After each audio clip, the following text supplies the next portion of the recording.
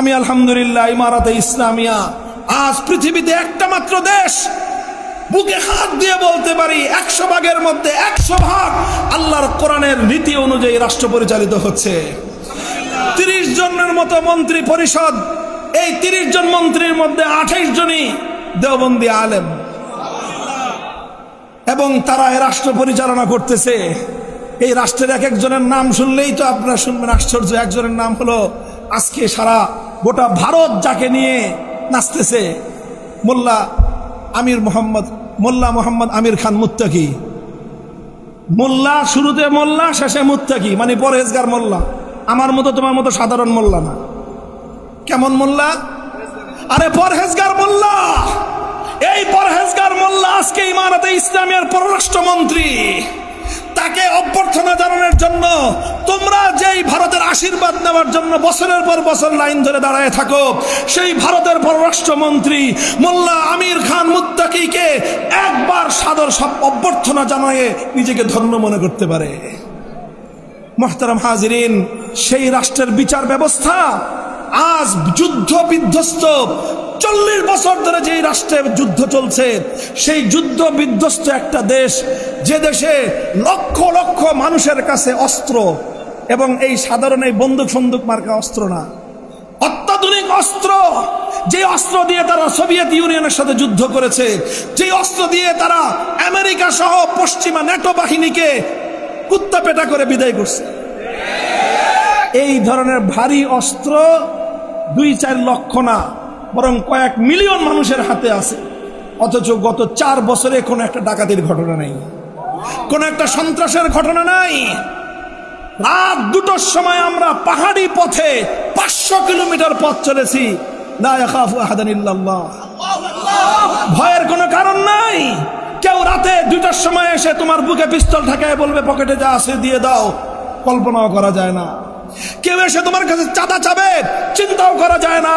কেউ এসে তোমার কাছে সন্ত্রাসী করবে, ছিনতাই করবে, চিন্তাও করা যায় না। জিজ্ঞাসা করলাম মোল্লা আব্দুল হাকিম হাক্কানি হাফিজাহুল্লাহ, দেশের শীর্ষ আলেমে দ্বীন এবং প্রধান বিচারপতি, তার বড় বড় আরবি কিতাব আছে কিভাবে কাজা পরিচালিত হয়। ওলামায়ে কেরাম এই সমস্ত আমাদের কিতাবগুলো এনে আপনারা দারুল ইফতায় পড়ান। শুধু মুফতি তৈরি করেন না, কাজী তৈরি করেন। ওই ইমারতে ইসলামিয়া এখন শুধু দারুল ইফতা নাই, সবগুলি দারুল ইফতার সঙ্গে দারুল ইফতা ওয়াল কাজা। এবং এই দারুল ইফতা থেকে যারা মুফতি হয় 2 বছরের কোর্স শেষে বিচারপতি নিয়োগ হয়। এবং এই মোল্লা মুফতিরা যে বিচার ব্যবস্থা কায়েম করেছে, আমেরিকা, ইউরোপ সহ সারা দুনিয়াকে আমি চ্যালেঞ্জ করে বলতে পারি 4 বছরের মধ্যে এইরকম বিধ্বস্ত একটা দেশে, এইরকম অস্ত্রের ঝনঝনানির একটা দেশে যে নিরাপত্তা তারা কায়েম করেছে, পৃথিবীতে কেউ এর নজির দেখাতে পারবে না। কিভাবে করলো এই কাজ? আমরা প্রধান বিচারপতিকে জিজ্ঞাসা করলাম, মোল্লা আব্দুল হাকিম হাক্কানি হাফিজাহুল্লাহ তাআলা, শাইখুল হাদিস তিনি, তাকে জিজ্ঞাসা করলাম কেমনে এটা করছেন? তারা বলেন যে একটাই, আমরা এমন একটা ব্যবস্থা কায়েম করেছি, যে কোনো বাদী যদি এসে ফরিয়াদ জানায়, মামলা দায়ের করে, মামলা দায়ের করতে দেরি, তার বিচার কার্য শুরু হতে দেরি নাই। নিম্ন আদালতকে অর্ডার দেওয়া আছে রাষ্ট্রের পক্ষ থেকে, এটা আইন, সে দেশের যে কোনো মামলা দায়ের হওয়ার 2 সপ্তাহের মধ্যে মামলার রায় দিতে হবে।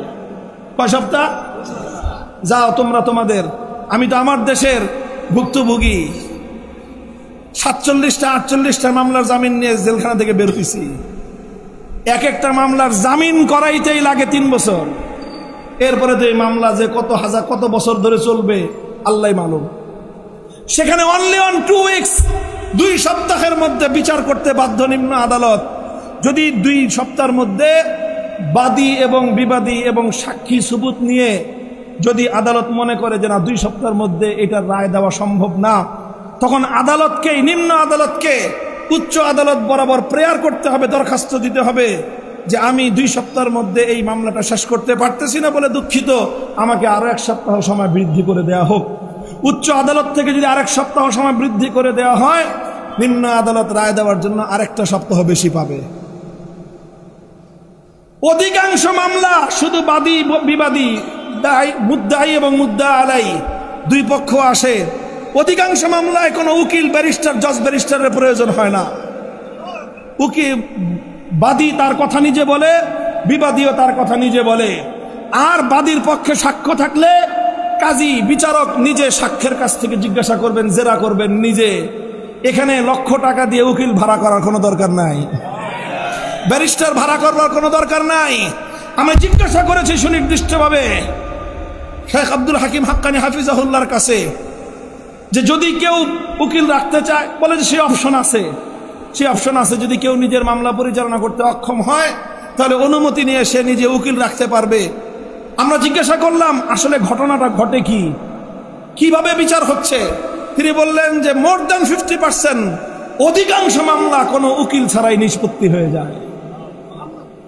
এই সেই বিচার ব্যবস্থা, আল কোরআনের বিচার ব্যবস্থা, ইসলামের বিচার ব্যবস্থার মাধ্যমে মিলিয়ন মিলিয়ন মানুষের কাছে এইরকম প্রাণঘাতী অস্ত্র থাকা সত্ত্বেও এই অস্ত্র তারা জনগণের কাছ থেকে কেড়ে নেয় না।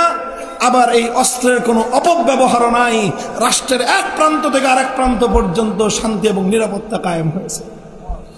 4 বছরে এই যে পশ্চিমা মিডিয়া এত হাউকাউ করে, এত চিল্লাচিল্লি করে, কিন্তু এমন কোন নিউজ ছাপাতে পারে নাই যে আফগানিস্তানের অমুক প্রদেশে, ইমারতে ইসলামের অমুক প্রদেশে অমুক জায়গায় ডাকাতি হয়েছে, অমুক জায়গায় সন্ত্রাসী 2 গ্রুপের মারামারিতে 3 জন মানুষ মারা গেছে, অথবা কোন রাজনৈতিক দলের আন্তদলীয় কোন দলে 120 জন মানুষ মারা গিয়েছে। এই সমস্ত কোনো কাহিনী সেই দেশে নাই। কারণ আল কোরআনের বিচার ব্যবস্থা, এই বিচার শুধু মুসলমানদের জন্য না, এই বিচার যেমন মুসলমানদের জন্য একইভাবে অন্যান্য সংখ্যালঘুরাও যে কেউ এসে প্রধান বিচারালয়ে বিচার চাইতে পারে, 2 সপ্তাহের মধ্যে তার ন্যায় বিচার নিশ্চিত করা হবে। মুহতারাম হাজিরিন, আমার আলোচনা শেষ। আমি বলতে চাই ইসলাম অনুযায়ী রাষ্ট্র পরিচালনা এটা শুধুমাত্র কিতাবী বিষয় নয়।